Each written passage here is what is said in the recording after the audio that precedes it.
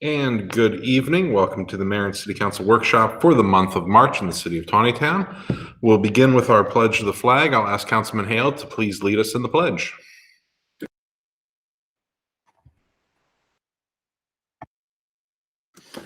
I pledge allegiance to the flag of the United States of America and to the republic for which it stands, one nation, under God, indivisible, with liberty and justice for all.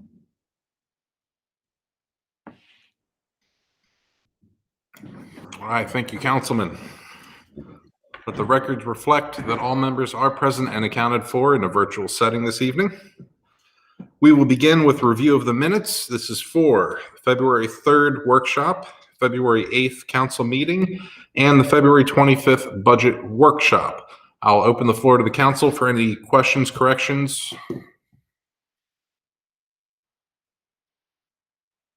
All right. Seems like everyone is satisfied. They will be up for adoption on Monday evening. With that, we're going to move into reception of a delegation. With us this evening is Mr. Steve Smith from Meads Crossing, who would like to make a request of us regarding the community village development. Mr. Smith, I hand it off to you. Thank you very much, Mr. Mayor. So one of the issues we've run into that out at Meads is that there's been a number of requests for sheds, and I can't explain why, except I think all of us have become accumulators. And so as a result, what we're finding is that if you look in somebody's backyard, they may have a pile of hose and a grill there that, and you know, it's not the best look. Technically, you know, we could probably do some enforcement, but if they're putting both cars in the garage, you know, there's just not a lot of room. So the issue we have is community village design does not allow sheds, expressly prohibits them. And we would like to come up with some sort of relief with that. I would add that this only applies to single family homes. The townhouses, because they have outside exterior maintenance, we don't allow sheds. So we're really just talking the singles. And from the homeowners association standpoint, we actually have language in there regarding sheds, and we can set up a fairly tight design standard because that's our concern. We don't really want the old Montgomery Ward's metal sheds that we all grew up with. And there are some there's some very attractive alternatives. What we'd like to do is, our goal would be to come up with 2 or 3 standards that people could automatically choose. But they would still have to apply to the HOA for that approval, but have again, 2 or 3 standards. If somebody wanted to do something different, they'd have to get specific plan approval from us. So, and we feel not that the city does a bad job of enforcement. I don't know what kind of job y'all do, but we don't want to add a burden to the city to have to review these when it's as much in our self-interest, if not more, to make sure they are attractive. So in talking this over, one thought that occurred to us would be perhaps we amend the community village design regs simply to refer to the DARA, the Developers' Rights and Responsibilities Agreement.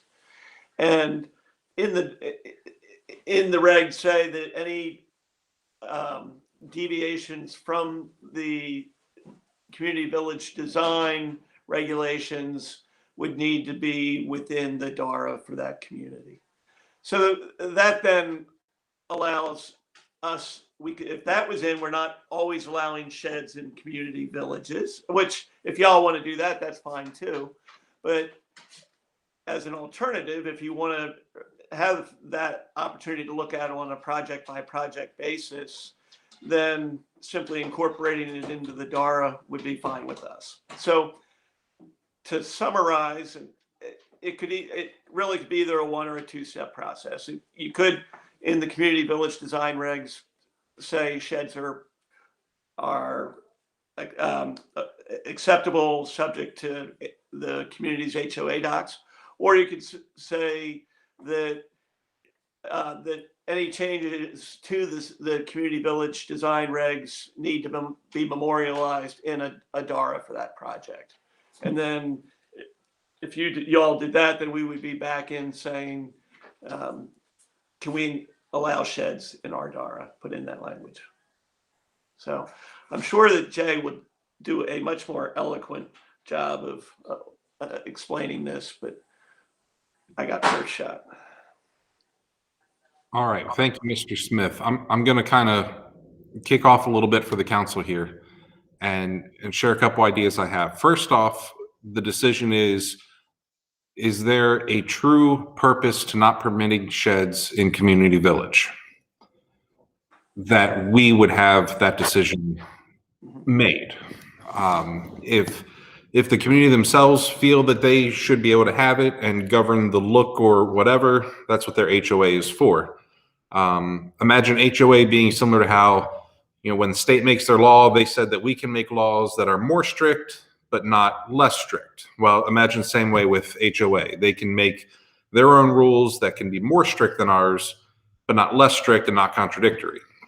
And that's kind of where we sit now. HOA wants sheds. We say they can't have sheds. We also need to consider, Mr. Smith talked about adding to the DARA. My concern with that is if we go 20 years in the future, when we don't have probably any of you, we don't have Mr. Wiepricht, don't have myself, whoever's in that planning zoning office is going to have to know to dig down to find out, is this community village and how it needs to be handled. If you look at our zoning map for Carroll Vista or Meads Crossing, both of which are community village, there's nothing on our zoning map that tells you that. So if Councilman Vigliotti lived in Meads Crossing and he wanted to put a shed and he decided, well, this is easy, it's local government, I'm going to look at the zoning map. It says that I'm R20, I'm going to go to their code. It says R20 can have a shed. Well, in reality, we put an overlay over it that's not shown on a zoning map. So that's the first thing we kind of need to figure out is, do we want to add an overlay to the zoning map? And then also determine, are we okay with sheds in community village and just let the HOA figure it out themselves? Or is there truly a reason that we simply don't want them? I'm open to comments from council. Councilman Vigliotti? Thank you, Mr. Mayor. I guess my first question, and I may have some more through the course of the discussion, but at least initially, what was the reasoning behind the prohibition on the sheds in the first place? Was it purely aesthetic? Was it, was it like a question of the amount of yard space or something, or was there another reason to having these prohibited initially? My understanding, and I can be corrected from those who were here longer than I, probably Mr. Guller, Mr. Wiepricht, is the language for community village essentially came to us from the developer who wanted to do Carroll Vista. It was kind of their model that they wanted. And in Carroll Vista, it's very different because the HOA handles all of their lawn work. So there was no need for sheds, and it was just another obstacle for the lawn workers to have to go around and weed whack. So they said, that's it, there's no sheds. If we can take one step back and up 20,000 feet and look at it, part of my issue here is that we have two developments that are classified as community village, and neither one really follows a community village ordinance that closely. I mean, it seems like the DARAs are more extensive than what the ordinance is. So maybe that's something else we need to consider in the near future, especially as we have more developments coming in. We have two future developments that express interest in community village, one already approved. Do we want to revisit community village and actually make it something more appropriate to the city of Taneytown instead of what I imagine was fairly boilerplate when it was first brought to us? Mr. Mayor, if I can, that's an interesting point, and you made me think of something else. And let me ask this question: what would be the benefits or the negatives to dealing with this on a community by community basis? I mean, is it something that we need to update in all of our ordinances, or is this something that based on the development we can deal with on a case-by-case basis? Like if one development that's designated a community village maybe has the space to do it, or they don't want, people don't want to, or they want to take care of their yards themselves or something.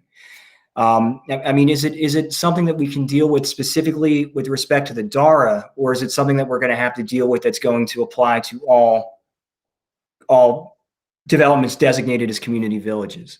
Well, and my thought is, does the city want to get into that macro level of thinking? Or is that where the burden falls on the HOA to make those decisions for themselves? Where we simply say sheds may be permitted based on homeowner association. I mean, we still do the permits. We still say you can have a shed, you can't. But in terms of, for example, in Meads Crossing, they want it to be acceptable in single family, but not in the townhouses. Well, that's not something we want to get into. It's my thought is, and let's go back to Carol Vista as well. They don't want sheds at all. So how do we make a fix-all without relying heavily on DARAs that need to be constantly referenced for the next 20, 30, 40 years, as opposed to just saying, this is the code. Look, our zoning map shows it's community village. Okay, you need to talk to your HOA about that.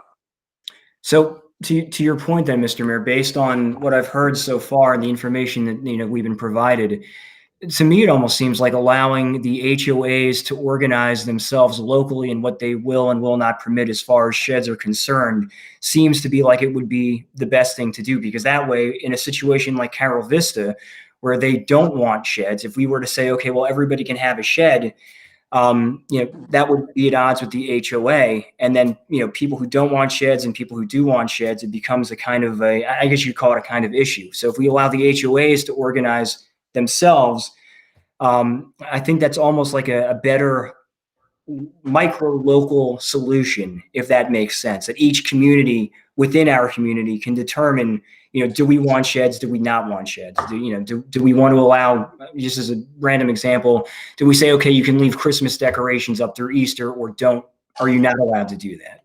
Just to use a silly example.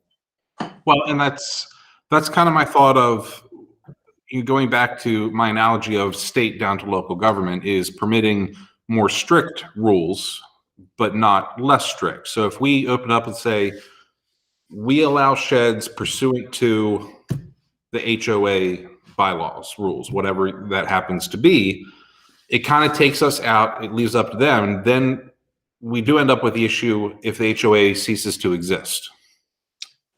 And that's always a possibility for any development anywhere. Now, it's not going to happen in 10 years or 20 years, but there could be a time where all of the residents of that development say, you know what, I'm done with HOAs, we're disbanding it. And of course, with Meads Crossing, they have to worry about a pool and tennis court and all that stuff, but we don't care. They'll probably just come to us anyway. In terms of things like sheds, that's, if there's not a governing body directly local to them to make that decision, it will fall back to us. So we need to make sure that our code speaks to it. So at that point, would we allow sheds at townhouses? Don't know. I mean, at that point, they're going to be responsible for maintaining their own yards. Whereas right now, am I correct, Mr. Smith, that the HOA takes care of townhouse yards? Is that correct? That is correct. Yeah. Okay, but not the single family. Correct. Correct. So there's kind of that difference there. And so there's a few levels to this that we really need to consider. Yeah, I would add, though, that the likelihood of an HOA disbanding is along the same line, using your analogy of Taneytown deciding that they want to unincorporate themselves. It's not an easy process, because we're created by law, and I've never really thought about it or looked at the documents in that regard, but we're very highly regulated from a state standpoint. That is true. Let's start, Mr. Weeper. Go ahead. Sure. I'd just like to weigh in for a second on Mr. Smith's suggestion regarding possible amendment to community village that would reference the DARA when it comes to sheds. That would be a relatively simple text change to make, where the current section speaks to the prohibition of sheds. We could simply add unless permitted by a development rights and responsibilities agreement, much as we have in expiration language of other sections of the code, where we say this will expire in this time period unless otherwise stated in a DARA. And I think that link in the code would tell somebody to go seek out a DARA. With Meads specifically, there are a number of other custom features that are not addressed in the code that you're not going to find out by looking at the zoning map or even by looking at the code, that you need to look at the DARA. There are custom setbacks, there are custom, lot sizes. A lot of things are unique to Meads Crossing that are specified in the DARA. So to avoid getting into too broad of a conversation on community village overall and the next community village that may come down the road, if we want to address the issue at hand right now, it may be something very similar to what Mr. Smith suggested, where we make reference to the DARA in the community village section of the code, and then we would state, within the DARA that the sheds would be allowed on the single family lots. And again, whether that then would also reference the HOA documents or something, I'm not sure, but that would be a reasonable flow, I think, to allow the change if council's interested in doing so. Well, and another thought there, if you're trying to point somebody in the right direction regarding setbacks and everything, it might be better to make it a more generic reference in the community village design to refer to a DARA for specifics. And although that's painful, it allows somebody to have a process that they're going to have to pull the DARA and read through it. And they're going to eventually arrive at, well, this is what the setbacks are. But it does memorialize that.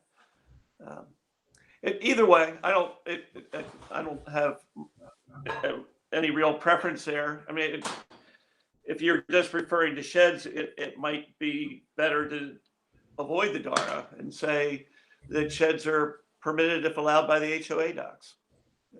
I don't know. Councilwoman Fuller, go ahead.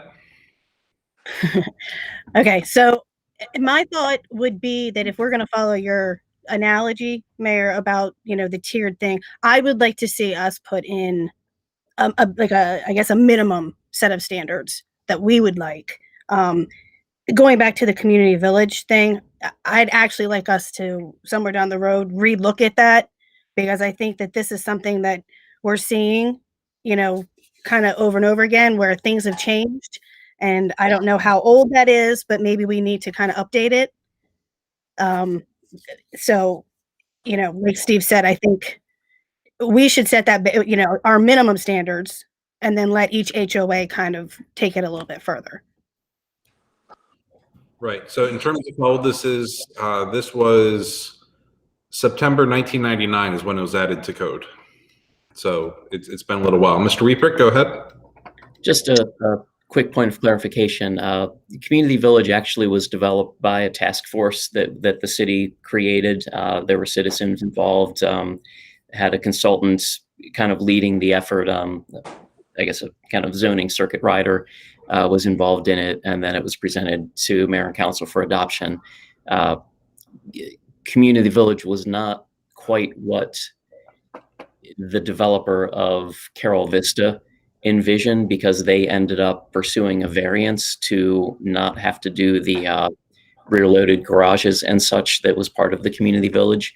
So it just wanted to clarify, it wasn't really a set of standards that was brought to us by a developer. It was developed in response to the idea of having a retirement community ordinance. That was kind of the catalyst for it. So Carol Vista kind of jump-started the process when there was interest in developing a retirement community or an age-restricted community. But it was done by a citizen group with with leadership through a consultant.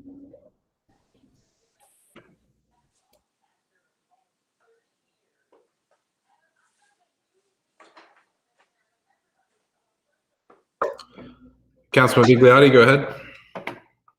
Thank you very much, Mr. Mayor. I'd like Councilwoman Fuller's suggestion of a set of standards to which HOAs should, hold themselves. And so I guess my question is, if we do proceed and allow sheds within Meads Crossing for single-family homes through the DARA, is this a situation, and Jay, maybe you can answer this, is this a situation where we would have to move on the minimum set of standards right away? Or is it a situation where we would have to come up with the standards and then alter the DARA to make sure that the standards that we're hoping for, are complied with?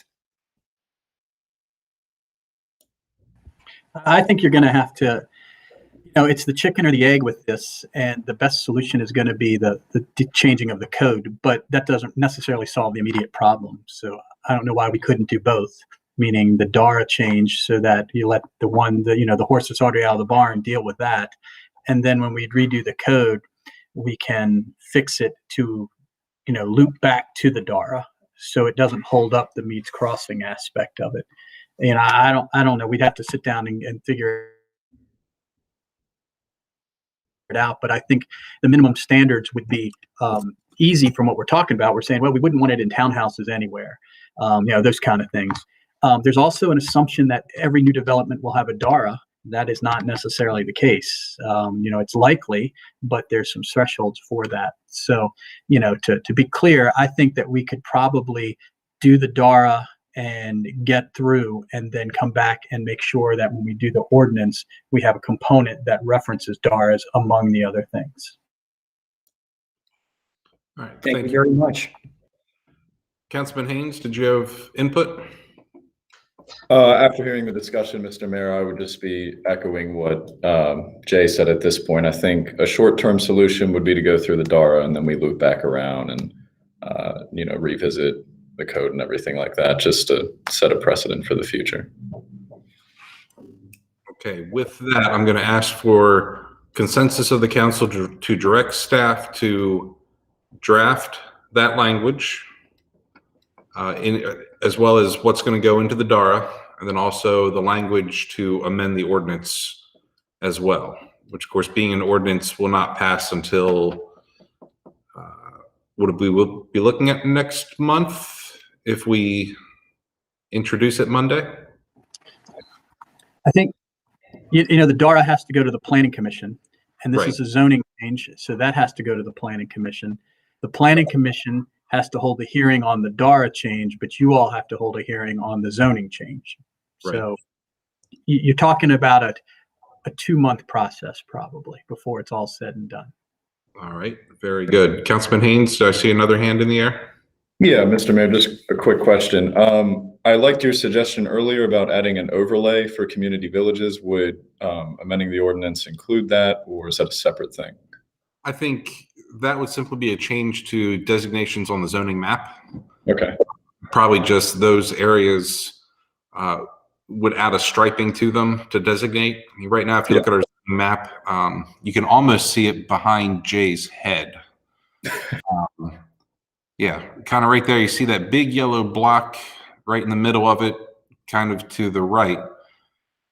That is R20, and within that you have Meads and Meadowbrook, but they have different rules considering Meads is a community village, Meadowbrook's not. But by looking at that, you would never know. So really, it would simply be a change to what's designated on the zoning map. It wouldn't be an ordinance thing or anything to that effect. Okay. Would it need consensus? Because I think that's a helpful idea, and I think we should. I think it would be consensus for direction to staff at this point. Okay. All right.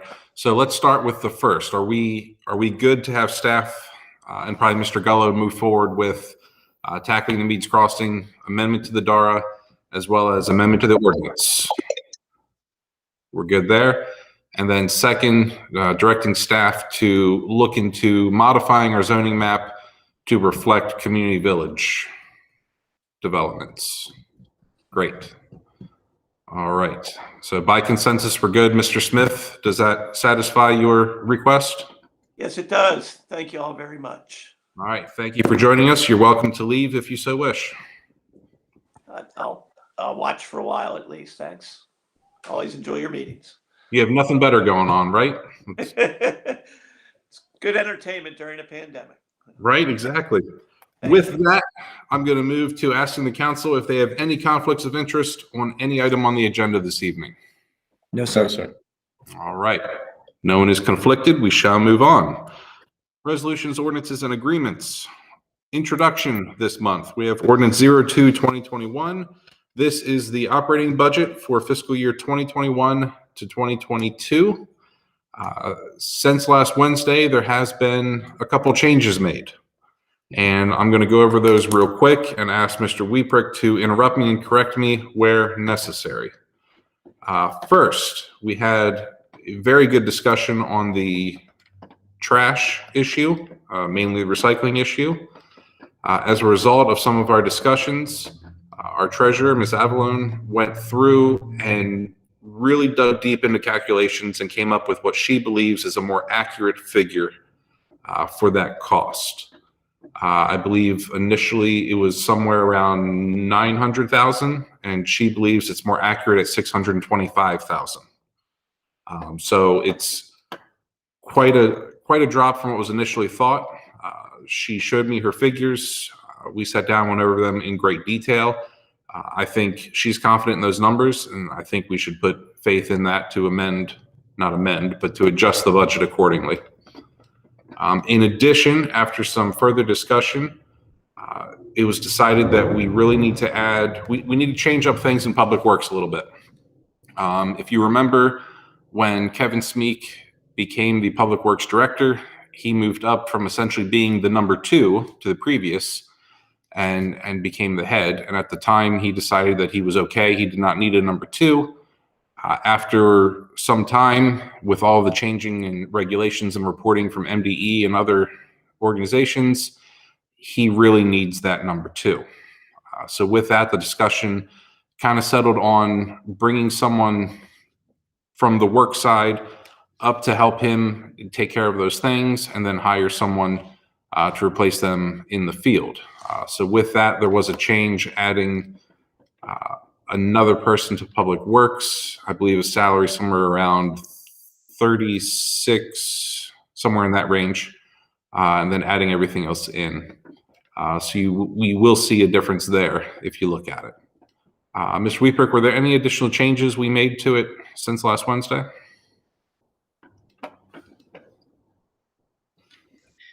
You touched on the highlights. Okay. There are, as relate to the new position in Public Works, there's some spillover from adding the new person on benefits costs and things that are going to be related to bringing that additional staff person on board. So there were some line items in addition to just the salary that will change, but there is the result of creating that new position, which we had hoped to do initially, but in light of that initial recycling figure, we did not think it was appropriate to bring it to the table when we thought that we were facing a serious challenge on the recycling. But once we were able to work that figure down, and Mary spent several days working on that, so it's a very good number she's come up with. But once we saw that number go down, we felt that we could justify bringing forward that additional position at that point. And to my thought process on that is it's important that we support our department heads in any way that we can. And when they are facing the challenges that Kevin is facing right now, he really needs a second hand to help him out. You're aware of all the things from MDE that we hear about and know about, and those just imagine it's tenfold with the constant changes in rules and laws and reportings, things like that. When I spoke to him Wednesday, he was just reading about another reporting change that was coming to him regarding water, and it can be overbearing for just about anybody. Luckily, Kevin's a strong man and he can handle things for the most part, but he needs help, and I think we need to recognize that. As Mr. Weeprick mentioned, when it comes to adding a person, it's not just the salary. There's also the taxes, tags, and title that goes along with it, the insurance and such. So you'll see those numbers have changed as well. With that, are there any questions or input from the council? Councilman Vigliotti, go ahead. Thank you very much, Mr. Mayor. I was wondering if you could walk me through the recycling, or maybe Jim could walk me through the recycling numbers, because I seem to remember that during our budget workshop meeting, for some reason the number $381,000 being the difference with the recycling cost was what stuck out of my mind. And if we're talking about $625,000 tonight, I guess maybe I'm missing something, but if you could walk me through that, I would be very appreciative. Yeah, we can. I'm gonna try, and where I go off the rails is why we have Jim. The initial estimate was kind of a rough number, best calculated based on anticipated growth, as well as some of the figures that were available at the time. When Barry went back and looked at it, she dug a lot deeper. She found figures that were not reported in the same way. She actually went through, actually real quick, I'm going to have Jim explain. I'm going to run to my office and grab a piece of paper to explain this better. So Jim, go ahead and take it away real quick. Okay. In light of our initial discussion with the possibility of entertaining a recycling fee in the future, the treasurer went through and started trying to determine what potentially a figure like that could be. And she kept plugging away at the numbers and started delving into research and looking at invoices from Carroll County and from Ecology Services, and started to find some anomalies in the billing and the way things were presented by Ecology Services. We have looked into those, and there were just some things that weren't referenced properly, but we had tickets for tipping that were on the Carroll County invoices where the hauler didn't use the right code number or the right number when they went to the landfill, and we were charged through Carroll County instead of through Ecology Services. So she went through a year's worth of data and invoices and really delved into it to come up with and the mayor's holding the long spreadsheet that she came up with, to come up with a monthly cost for trash and recycling. And in really exploring all the details there, she worked up I guess a more realistic annualized figure. So, Councilman Vigliotti, you're correct. That 381,000 ballpark figure, that was the overall increase that we were initially thinking for solid waste and recycling lumped together. We've gone through and looked at the cost month by month for each of them, and there's still going to be an increase. But the figure that Barry has come up with and feels comfortable with is $325,976 lower than the figure that was presented at the budget workshop. So we feel confident with that $625,000 figure. And of course, going forward, we're going to be doing a reconciliation on a monthly basis between the Carroll County invoices and the Ecology Services invoices, so that we can make sure we're staying on top of it, and also, of course, monitoring our monthly budget reports as we go through the year to make sure that that figure is continuing to look good as the year goes on.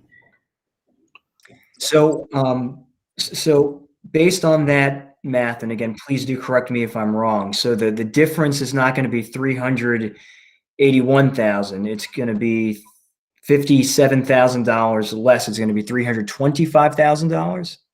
No, so from what was budgeted in FY21, which we budgeted 570,000, Okay. to what she is now projecting this year is 625,000. So you're actually looking at a $55,000 difference instead of $381,000 difference. Okay, so that's a lot better to deal with than $381,000 difference. Okay, so what we're trying to account for now is to make up the approximately $56,000 difference. Which at this point is not, it's still a fairly large number. It's not something that we need to ignore. We still need to be diligent and make sure that people are recycling when possible, because the more money that goes, or excuse me, the more recycling that goes through and the less in the landfill, the less it costs us. It's a $35 difference per ton between recycling and regular trash. So the more recycling, less trash, the better off we are. To give you an idea of the way that she approached this, in looking at this gorgeous spreadsheet, she figured out the weights by month. And instead of typically what someone might do is to average that out, decide each month, she based it off of the highest month. So for example, in, I believe it was December 2020, recycling was at 71.3 tons. Whereas with trash, it looks like in July of 2020, it was 239.46 tons. So she based her projections on those high figures per month instead of averaging it out. So this theoretically should be higher than what it actually will be in theory. And this is also taking into account the 100 new homes and all that information. There's still some unknowns in here, as Jim explained, regarding what codes were used, who we got billed from, and the such. But looking at these figures, I think she's done a tremendous job, and I'm confident that what she's come up with is probably far more accurate and numbers that we should be using for this. And as Jim mentioned, they are going to be monitoring it month to month, just to keep a better idea of this. What she did discover, and kind of what she told me drew her to do this, was our discussion and calculations on what would a fee look like, you know, if we were to do one. I think we came up with around $31.65, something like that, per quarter. So what she kind of figured out is monthly cost per customer for trash removal is estimated at a little under $15 per month. So if you imagine that in the tax realm, now that may not be 100% accurate with all the numbers floating around on there, but that's kind of a rough estimate to tell us, you know, what it costs us to get someone's trash, take it to the landfill, and pay their fees. So okay. Yep. Yeah, thank you very much for that, Mr. Mayor. It does make a lot more sense now. And so I guess my next question is, given the fact that, you know, it's 56,000 give or take dollars versus the 381,000, it's I would argue that it should still be in our intent to absorb that cost this year, rather than, you know, passing it on to our residents, you know, again, dealing with the outcome of a pandemic. That's my recommendation as well. And I believe, if I'm not mistaken, I believe staff feels the same way at this point. All right, and that's it for me, Mr. Mayor. Thank you very much for that, and thank you, Jim, for that as well. Very good. Any other comments or questions on the budget as a whole? Oh, and thank you to Barry too. Oh, absolutely. She definitely deserves some thanks for all this hard work. That's for sure. She also said that she enjoys this kind of thing. So, I mean, don't thank her too much if she got enjoyment out of it. All right. Any other questions on the operating budget, which will be up for introduction on Monday? No? All right. Then with that, we're going to move into Ordinance 03-2021. This is regarding the tax rate for the upcoming fiscal year. As you know, as has been our tradition, it will be unchanged. So we're looking at, I believe, 37 cents again. And of course, this is, we'll say, contrary to the constant yield that the state recommends. So of course, we'll have to put out the appropriate notices. But again, we're keeping our tax rate the same. Any changes that people see on their tax bill is the state's fault, not ours. Any questions, comments, concerns regarding the tax rate? All right. Chalk it up to another year of not raising taxes. We're good. Ordinance 04-2021. Talk about same old again. This is the water sewer rate for FY 21 to 22. Again, holding the line. We are not seeing increases. We're not yet at the point of doing a decrease. Comments, questions, concerns from the council on water sewer rate?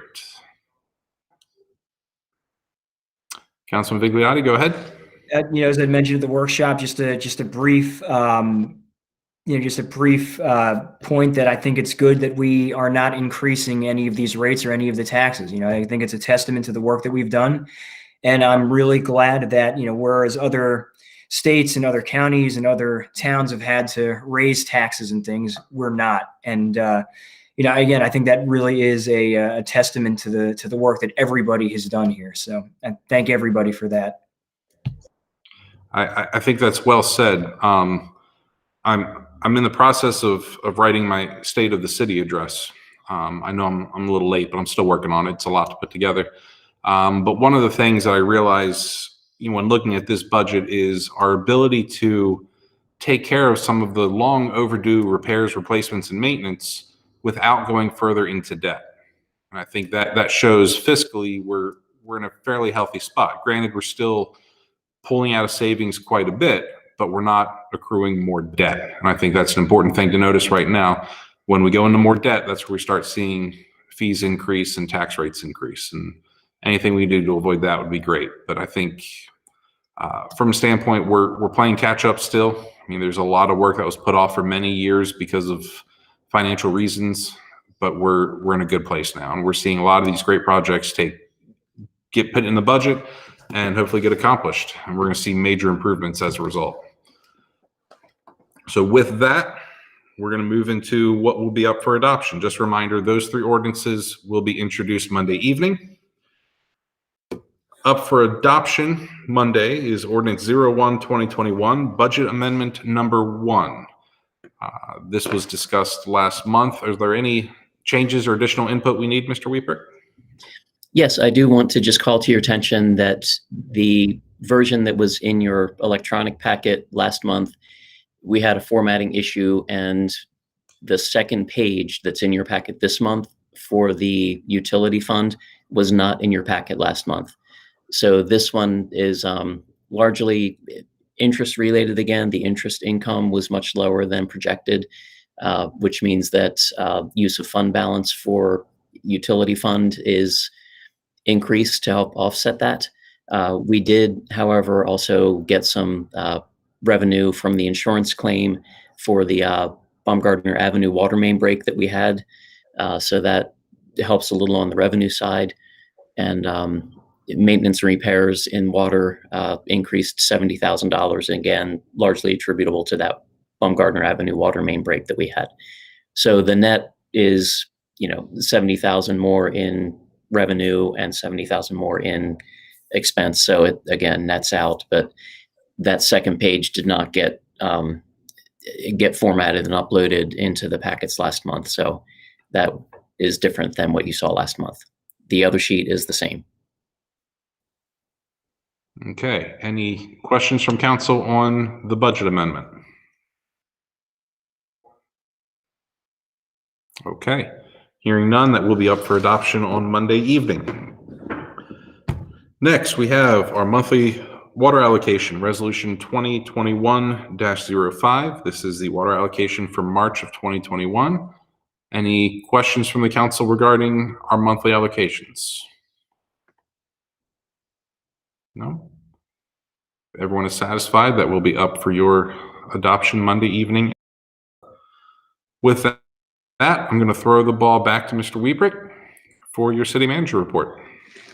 Okay, I'll keep it pretty short, I think. Couple updates on the sewer annexation. We've made some progress on the sewer capacity planning. We do have a monthly call coming up tomorrow to discuss a little more detail on that. But our initial numbers for the Meadowbrook Sewer Interceptor project, where we're going to be relining and replacing segments of that old terracotta sewer line between the new O'Brien Avenue Bridge and the York Street pumping station, the projected reduction of inflow and infiltration, the numbers are looking very good, and that should we hope give us the ability to move farther along in discussions with the Sewells regarding their annexation.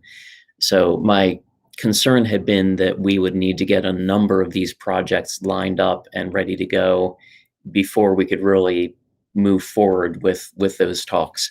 But the preliminary numbers look very good for that Meadowbrook sewer interceptor. So that's going to allow us to move forward a little bit there. Now we still need to have conversations on water recharge because we will need to increase our permits to pump more water to be able to serve a development of that scale. But we're making progress. The Terrain Terrace stormwater retrofit, MDE has approved the the bid package that was presented to them. So now we're just waiting for the Board of Public Works to approve the grant funding that is in the pipeline for it. So we are expecting construction to start in the spring. And lastly, somewhat COVID-19 related, I wasn't sure where else to put this one without creating a new line. Day to day, we continue to adjust schedules as we need to, as different impacts from COVID hit us. But so now it's become a little bit more routine for us. But this ties into COVID because it's through the Maryland Strong Economic Recovery Initiative. We applied for a grant that would be eligible. Main Street businesses would be eligible to receive some assistance. The state recognizes that small businesses in Main Street communities have suffered, and many of these smaller businesses did not receive funding from some of the other programs that have been released so far. So this is targeted just for Main Street businesses. And we applied for $75,000. The state received $13 million in applications for a $5 million pot of money. The Department of Housing and Community Development and the Maryland Retailers Association lobbied the governor's office to increase funding by that $8 million difference, which was declined. But then after the initial figures were announced internally, the state did add $2 million more to the pot. So the end result is we were awarded $41,596 to help out our Main Street businesses. So that Main Street area is a geographically limited area, predominantly the downtown area, but it does, extend out West Baltimore Street a bit. So some good news there. And our Economic Development Director, Jay Mishi, has started, and he's going to, one of his early tasks is going to be introducing himself to businesses, including the Main Street businesses. And the nice part for him is going to be that he will also be able to share this news that the Main Street businesses are eligible to apply for some funding. So the timing's really good for him because he'll get to be introducing himself and say, "Oh, and I've got some money for you." So we're very pleased that that came through and we were able to obtain those funds. And that's really about it for my report, unless somebody has some questions for me. Real quick, I will ask council to, whether you want to do it by consensus or vote Monday evening in regard to the money that we've received for this grant. If you remember, the police department did hold kind of a fundraiser selling clothing after their pants debacle. That money was earmarked for small businesses, and my recommendation to the council is that that money be added to this figure, and we simply split it up as part of that. Does that agree with council? Okay. All right, then I'll direct Jim to appropriate that money to be included in this grant. It'll be served for the same purpose of going to our small businesses, and that was the reason it's a success. So with that, any questions for Mr. Wieprick before we move on? Any questions on the departmental reports as they've been presented to you? Nope. All satisfied? With that, I'll go to Mr. Gallo. Do you have a report for us this evening, sir? Yeah. I'd like to give you an update. You know, it's election season, and so I have been working with Clara to make sure we're ready and on board. She's been doing a great job on getting everything lined up. The advertisement should have run in the local paper on Monday and for our election and all the details involved in being registered to vote. It's important that the citizens know that if they register to vote already, meaning with the state, they are registered in Carroll County, they are registered to vote here.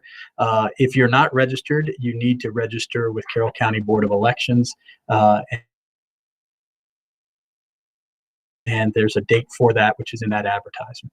Candidate forms, if you want to run for office, are available. They were available on the 1st, and they are due in by the 22nd. After the close of business on the 22nd, the candidate slate will be set, and then the Ethics Commission and the Election Board will review them, and they'll certify them by the first week of April. And then the next month is it. And everybody also needs to be aware that if you're running for office, the campaign finance requirements that you have with filings, that's all explained, and Claire can explain it if you're interested when the candidate runs, but there are somewhat rigorous requirements you need to follow. And that's it. To answer a question that happened a couple months ago, since the council didn't take action, our polling place will still be at the police station. And I know that Clara is going to work with the mayor and her team to see whether there can be any space optimized down there to take care of any concerns regarding the crowdedness, the COVID, or things like that. And that's all I have, Mr. Mayor. All right, thank you, Mr. Guller. Are there any questions for the city attorney? Okay. With that, we will move on. We have no old business this evening. We have some new business. We'll start with the monthly financial report that is in your packets. Any comments or questions regarding the monthly financial report? All right. I will ask the same of the accounts payables. Any input? No? All right. With that, I believe we have another item. Councilman Vigliotti, if you'd like to share your new business with us. Sure. Thank you very much, Mr. Mayor. It all regards the square, and I guess it's kind of in two pieces. We've had requests from one of the business owners at the square to improve the lighting that exists there. Her concern being that her business consists of young women and children who take classes and they train, and especially in the winter months they have to leave after dark. And so she was hoping that whether it's through SHA or something we can do, or even helping out through reaching out to the property owners, if there's a way that lighting could be improved in the square.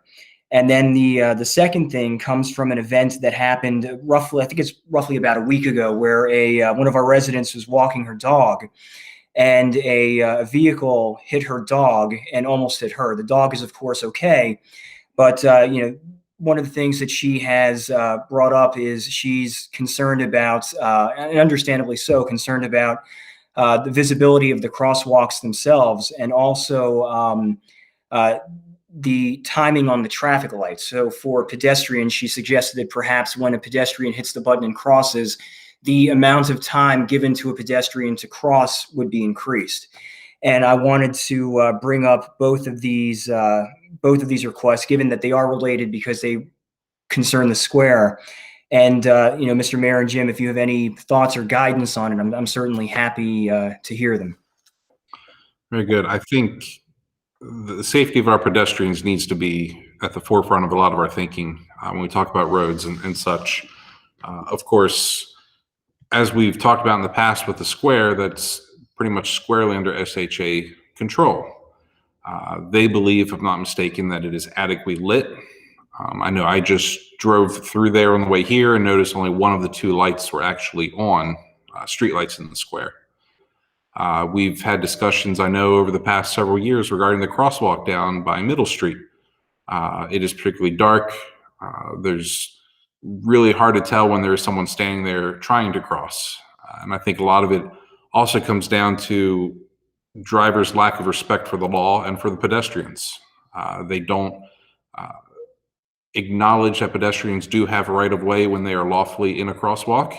They simply go about their business and put people in harm's way. That doesn't negate the fact that there may be some issues with lighting at the crosswalk, potentially lighting at the square, whatever it is. But those are things that we can work out with SHA, hopefully, at least see if we can get them on board. We can also explore, if we do work with property owners at the square, there are 4 buildings that are right on top of the square. If there's a way that we talk about adding additional lighting to the outside of the buildings that may light the square up better. Of course, when you're adding light in a residential area, you're also causing other problems. But I think these are things that we can explore. I believe, Mayor Pro Tem Foster, do you still have contacts at SHA? You do. Can I ask you and Councilman Vigliotti to put together a request for them and see this through in whatever way you can? Very good. Thank you so much. Is the rest of the council in agreement with that? Very good. We'll start that process. I think if they come back not willing to do anything, then also ask them if they'll allow us to seek lighting on private buildings around the square. And if it's something we need to look at using facade grants to make that happen, I don't know what's possible there, but we can explore. Ms. Weeprick, do you have any input as well to this? When this issue was brought to my attention previously, I did contact State Highway Administration and as you had mentioned, learned that according to SHA, the intersection is lit adequately. The pedestrian lights downtown are the city's. So should council decide that we want to make lighting improvements, we would have the option of footing the bill for it, of course, and adding more pedestrian lighting downtown. It's somewhat subjective. What one person thinks is adequate lighting, is going to be inadequate to the next. But there certainly are options. I know when this has come to our attention before, we've suggested that individuals pursue self-help remedies, that would be the quickest way to do it. If a particular storefront is too dim and that's where you're leasing, working with your landlord to add additional lighting certainly would be the quickest, easiest solution. The city could, pay for additional street lights to be put closer to the square. But again, you do need to also think about light trespass and all the residences around there. For the most part, you can stand on the sidewalk and read a newspaper from the ambient lighting. So again, we don't have a specific foot candle level for every square foot of the sidewalk. So it is a little bit subjective. So I would just suggest that everybody take a little bit of time and come downtown and take a look at the intersection after dark and see what you think and kind of go from there. I'll be there after the meeting. It's right there. Jim, when did you last speak to SHA and to whom? It has been several months, and I'm going to. That's fine. But I can let you know who I spoke to. Okay, that's fine. I just didn't want to duplicate efforts if you spoke to them recently. Yeah, I will email you with who I spoke to. Okay, thank you. Sure. Thank you, Mayor Pro Tem. Councilman Hale, go ahead. Yes, and for what it's worth, Mr. Mayor and Council, the State Highway Administration has a site you can log on to lodge complaints about, lighting, excessive speed on 140 or 194. So that's something else. I mean, sometimes the citizenry can really go a long way as well and feel better about the fact that they can do these, they can start getting this word out themselves. And, like they've always said, the squeakiest wheel gets the grease. So, but check out the State Highway Administration. They have a really neat site. I don't know how responsive they are to it, but it's there. Very good. Thank you, Councilman. And I think again, going back to one of my original points, it does come down to the drivers. I mean, if you're driving in an unsafe fashion, if you're not respecting the laws and the pedestrians on the roadway, we're going to continue having these problems. I mean, we can outline every single pedestrian with LED lights. There's still going to be drivers that refuse to stop for them in a crosswalk or drive too fast down the road. So there is still, again, some of that education reinforcement, maybe enforcement from the Taneytown police to ensure that people are abiding by those laws as drivers. Just because you're bigger than a pedestrian doesn't mean it's okay. You're just going to do a lot more damage. So I am glad to hear that the resident and their dog are okay or recovering, but it's scary for them, and I'm sure it's going to leave a mark. So. And Mr. Mayor, thank you very much for allowing me to talk about that tonight, and thank you to everybody for your input. I'll certainly pass this information along. And Mr. Mayor, one final thing, if I might, just a very brief update on something we had talked a couple months ago about looking into hydroelectricity through water turbines in our water lines. Mm-hmm. And, the suggestion was made that, I should get together with another council member to pursue this. So naturally, I chose Councilman Haynes because he is the liaison to utilities. And so Councilman Haynes and I had a virtual meeting, whatever you want to call it, last week. And, we've begun to pursue looking at water turbines. And then Councilman Haynes, I could turn it over to him to give you a little more detail about that. Yeah, sure.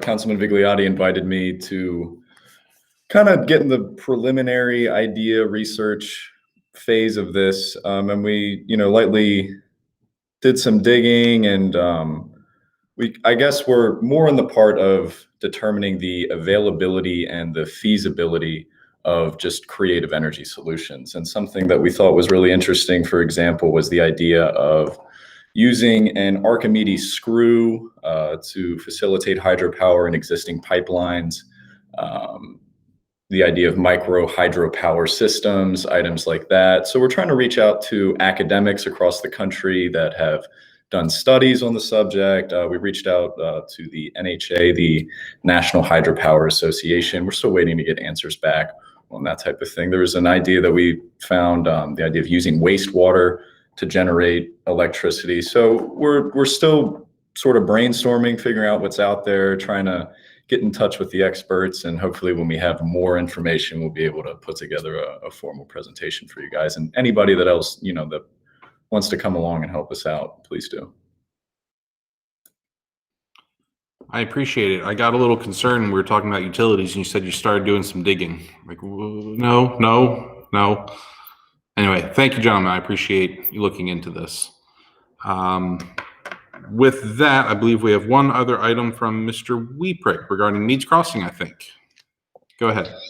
Yes, there's been a request for a reduction of the construction surety, and we've kind of had a number of conversations with the developer, and we've settled on a dollar amount. So we would like to move forward and reduce the surety for Meads Crossing down to, and I just bumped it off my screen again, $737,519. So we can have that before you on Monday to move forward with that reduction. So when Meads Crossing goes to renew their surety bond, they can do so at a much lower amount.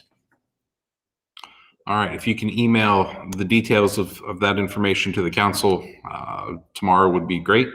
Then I'll be ready for Monday evening for a decision. Any questions on that from the council on what limited information we have? Nope. All right. With that, we've kind of gone slightly off agenda with these, so I'm going to go ahead and throw it out one more time. Does anyone else have any business they'd like to discuss this evening? It's only 8:30. The night is young. Nope.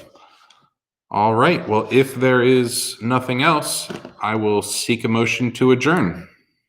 So moved. And a second, please. Second. All right. Motion from Councilman Haynes, second from Mayor Pro Tem Foster.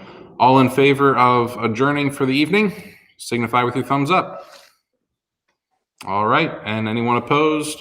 No. With that, I'll see you all Monday evening. You all take good care.